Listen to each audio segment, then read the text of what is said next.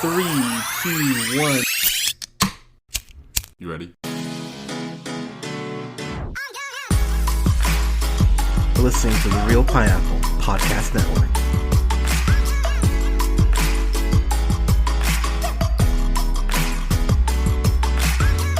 Hey everybody, this is Hunter at the Real Pineapple. I hope you are all having the best week humanly possible. This is the first time I've actually ever started a episode without saying good evening because, to be honest with all of you, it's not a good evening. At least for me, it's not. If you've been a loyal listener, which if you have, thank you. If this is your first time joining or listening, then thank you as well. But I haven't posted anything since Wonder Woman 1984. As I referred to it on the podcast, I'm in the middle of a screener apocalypse, which is where I'm just belted with screener after screener after screener. And so the month of January, especially usually after the first week, it's just review after review after review after review, which is what this is definitely what we're looking at here next week. But what I would say for myself, and I always say that I'll always keep it real with all of you. This has been, the last month has been really difficult for me. I've talked about my partner, Alea, on the podcast before. I haven't seen her since October, since she works with the public. So I haven't been able to see her. I've been work from home since March, like many of us have been. I'm really grateful for my roommate, OJ. You've heard him on the podcast before. And I'm really grateful for my cat, Samuel L. Katzen. But outside of that, I haven't hung out with people. I haven't seen any of my friends. And that's been hard enough, just quarantining and making sure I'm doing my part, my small part to stay home, stay safe, make sure, heaven forbid, if I were to give COVID to anyone or anything like that. But I think for me, the most disheartening thing was the attack on the Capitol yesterday. When you see something like that, being a person of color, and you're told from jump that things are going to be harder for you because of the color of your skin. Me being the optimist, and as much shit as we talk on this podcast, and Lord knows I've talked quite a bit over the last almost 6 years. 6 years in April. Goodness, it's been that long.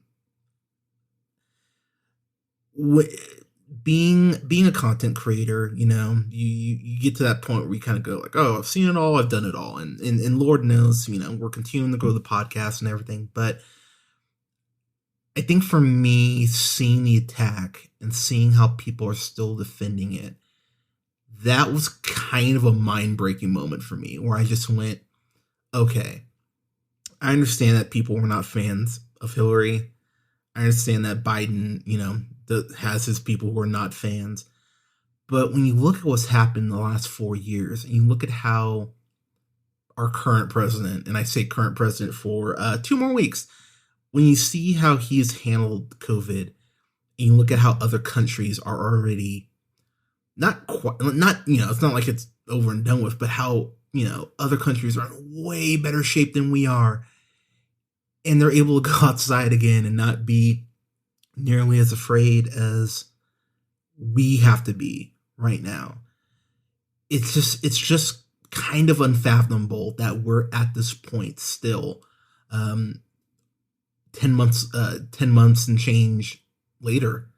And for me, seeing that attack on the Capitol was just, it really spoke to what I have said on this podcast before.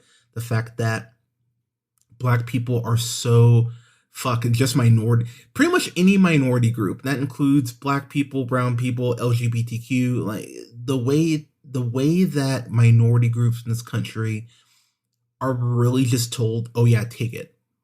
Just take it and be grateful that you're here. And when I think about the Black Lives Matter protests all throughout this country, uh, because of Breonna Taylor, because of George Floyd, when I think about those protests and how you saw people peacefully protesting and having tear gas thrown at them and dogs sicked on them and rubber bullets shot at them, you see that, and you see these insane domestic terrorists, and let's call it what it is, because that is one thing I'm gonna say right now. If you're one of those people who's saying that they're protesters, you can fuck right off right now. Those people weren't protesters. They're terrorists. They're domestic terrorists. And when you think about that, the incident yesterday, what really kind of came to mind as well is how certain organizations, I won't say named, Fox News, how certain organizations will always treat it like it's an isolated incident, like, oh, it's a one-off, or as the term comes, a few bad apples. And let's be clear, everyone, this has been building. It's been building up to this point for the last 4 years. Donald Trump, our president, again, for only 14 more, technically 13 days, probably by the time you hear this, but this man has stoked these flames since he took office. And it's always been an us versus them mentality with him. He talked about unifying the country, making America great again. And I'll just say for myself, the thing in particular yesterday that just really made me go, this man's a fucking coward. He talks about, we're going to go down, we're going to march, or we're going to march to the White House and all this. And, I'll be right there with you. And what does he do? He fucking goes home. He is not even willing to walk with the people who have supported him through bad and bad. And it really just one of those things where I went, of course you'd do this, because he's a monster and he cares about no one but himself. And to see many, not all, and I think that's something that needs to be really brought up more, all the people in, the House and the Senate that are Republican who have supported this man that are now starting to go, oh, wow, we can't support him now. I'm sorry, where was this when he was grabbing women between their legs? Where was this when he was talking about, oh, I could walk out in the middle of the street and just shoot someone, and people, no one would go ahead and not vote for me? And I would like to point out to the fact that, I'm sorry, someone did die yesterday.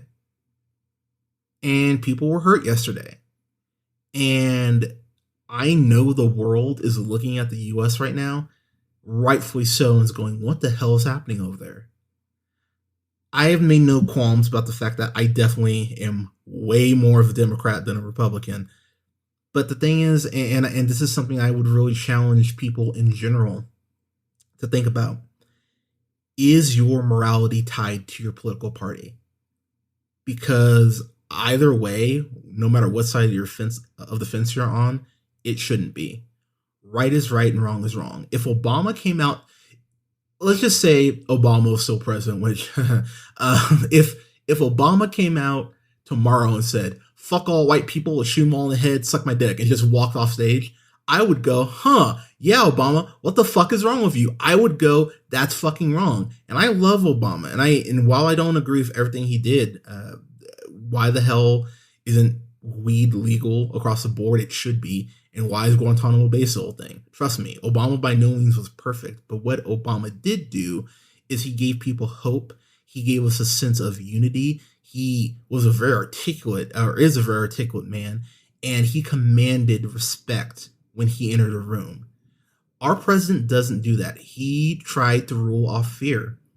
And let's be clear, this is all fear-mongering. Everything that this man has done, talking about, oh, they're going to take away your schools, they're going to take away your guns. Can we just, and I just have to talk about this too. I'm sorry, that is something that is said with every single Democratic president that has ever existed is, oh, they're going to take away your guns. You still have guns, don't you? Look, people aren't going to take your guns, so calm down on that shit, okay? It's not going to be a thing. So relax. Gun control is not taking away your guns, okay? Taking away your guns would be having a magic giant fucking vacuum and sucking them all up. That would be taking away your guns. That is not going to happen, so calm down on that shit.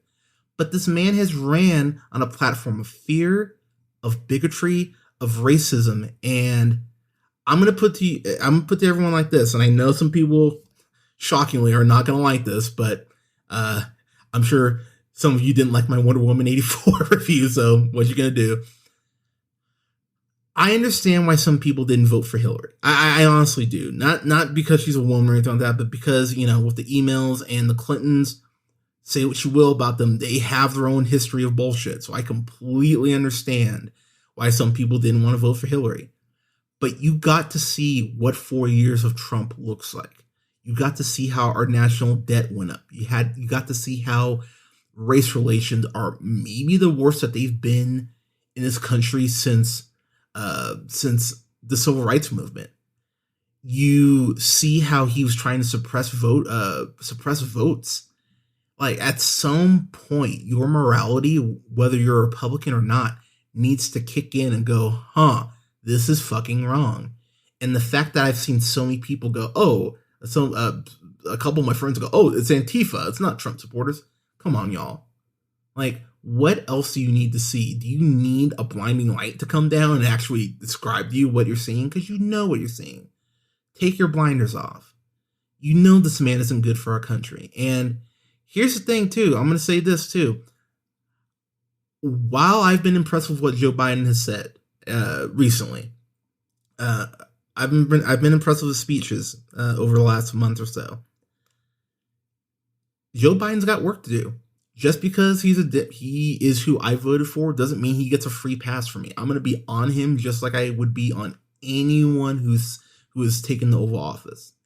So if Biden goes ahead and fucks things up and isn't a great president, I'll be the first one to tell you. Because, again, my morality is not tied to my political party. And I really think that's where a lot of people really need to start checking their egos. Because, look, if a Republican nominee came out and said, hey, I'm all for gay marriage, I'm all for legalized marijuana, I'm all for women being able to do what they want with their bodies. If a Republican nominee came out and said that, I don't give a damn if they're Republican. I go, oh, hell yeah, let's take a look at you. Maybe I'll vote for you. Because, again, morality should not be tied to your party. But the way that people are trying to spin this, and Trump conceded today, but let's be real, everyone, this circus has been going on for almost 2 fucking months. This man, his ego is so goddamn fragile, he could not even comprehend that people wouldn't vote for him across the board. And not only did he lose the popular vote again, he lost the electoral college. Like, dude, you lost. Give it up. And I understand that some people are going to go, whoa, he conceded. So the fuck what? Less than 2 weeks before Inauguration Day, now he concedes? And I'm going to tell you right now, I have no way to prove this. I don't have any sources in the White House yet. But I know for myself, do you really think Trump wrote those words? Let's be honest. Do you really think Trump sat down with a pen and pad with his tiny ass hands and wrote that speech? I doubt it. I doubt someone went, hey man, if you don't want to be prosecuted fully when you leave office, you need to go ahead and concede right now. And let's be real, everyone. There's a chance he tries to pardon himself. It's never been done before, but we're in such uncharted territory with this man. Nothing's off the table right now. So for all of you who are saying, well, he conceded, we still have 2 weeks to go. So I'd really encourage you all to keep an eye out on this guy, because let's be real, we still have 2 weeks of this. And again, I am by no means, I am in no way happy about that. I'm terrified about that. But for everyone trying to give him credit for that, don't. He should have conceded 2 months ago. And yes, he was talking about, well, I was trying to maintain the integrity of in voting. No, man. You put judges in place so that you could overturn the selection. That didn't work. You try to go ahead and intimidate someone on a phone call, which we all have heard by now, most likely. That didn't work. You went ahead and had people storm voting polls to try and intimidate people. That didn't work. You tried every single trick in the fucking book to try to get this to go your way, and it didn't. So, you know what? Tough shit. You suck. You lost. Get over it. And I'm going to say this in closing. There's one thing. It's one thing to agree and disagree. But that's on like trivial stuff. Like, I hate Batman vs Superman. If someone was like, I like the movie, I'd go, we'd probably have a debate about it, but at that point I'd just go, you know what, agree, disagree. This man has affected people's livelihoods, people's health, people's mental health, because I'll be the first to admit, this past year, 2020, it was the hardest year doing the podcast by far, because it seemed like every single day he was saying something or making things worse for us or not acknowledging COVID. Just, it was always something with him. And as I've said on other reviews, it made it really hard to do the podcast. I love doing this. This is basically a second full-time job, but I love doing this podcast. I love interacting with you all out there. I love posting my thoughts and feeling creative. Like, I love doing this. And I was angry, and I'm still angry at the fact that his ineptitude really cut into something that I love.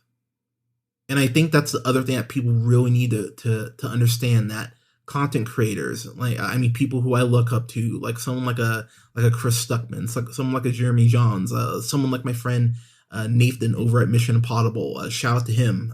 My friend Chris, who runs oneofus.net. My film head Judy. I mean, I've talked to multiple content creators who are just exhausted from this past year, because what the hell are we supposed to do if you don't have the mental capability to barely get through your day job and then go ahead and do another one? It's hard for people. And I understand that. And I really wish people would take that step back and go, maybe, I mean, that explains why things aren't going up so often. I understand. Like, I've had people reach out and go, dude, like when are we getting this review? And I'm like, I was like, I know, trust me, I'm working on it. But 2020 was hard. It was really hard. And I really, I want to thank all of you for your patience on that front. Like I said, I know it's been a little erratic. We will, pardon me, we will be back more to full strength as the year goes on, as things start to get less insane. But yeah, the attack on the Capitol was kind of a, wow, I kind of hate it here sort of moment. And I'll just say this in closing. I know yesterday was one of the darkest days in the history of our country. Every single person there who marched on the Capitol should be ashamed of themselves. Every single one of them. And to the guy who took a piece of mail from Nancy Pelosi's office, that's a federal that's a federal crime, asshole. Like, stealing mail. That's not on top of all the other shit you did, you dipshit. But we will have more content coming out. Actually, next week, as I say that, next week on the 11th, we'll have multiple reviews, including one for Tenet, which that's been a project in itself, but I will save that. But we'll have reviews for Tenet. We'll have reviews for The Prom. We'll have reviews for several other things. I'm blanking right now. Sound of Metal. We've got multiple reviews coming down the pipeline. But I really just want to close out by saying thank you to all of you for listening. Thank you for caring, not for the podcast, but thanks for caring on for each other.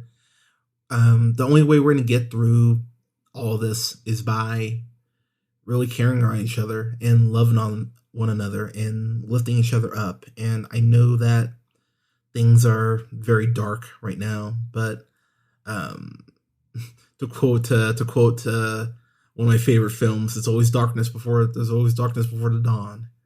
You know, things will get better. Vaccine will be readily available.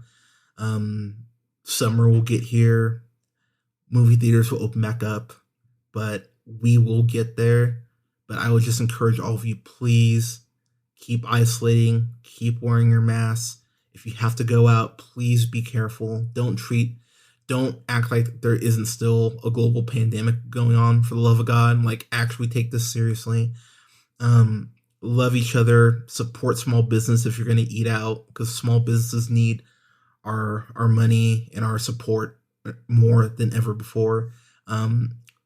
Listen to podcasts, listen to content creators, Go on Twitch. Go buy stuff on Steam. Like, do whatever is going to help your mental health.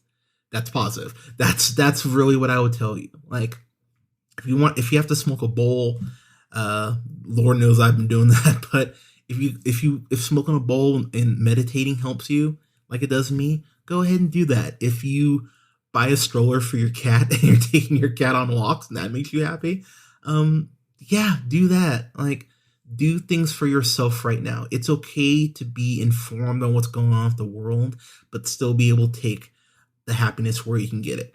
Last thing I'll say, I promise, but one of my favorite things, and I'll have a review for this. I don't know if I'm going to review this now or maybe wait till we get closer to the 3rd season of it, but I just finished 2nd season of Mandalorian, and there was this point where I started crying because I'm on the bed eating my food, and Samuel L. Katzen, my cat, comes up right up next to me and just starts eating his food because I put his food dish up here. So, we were just sitting here watching Mandalorian together, and it was just a really pure, sweet moment at a time where I just feel like the world hasn't been pure.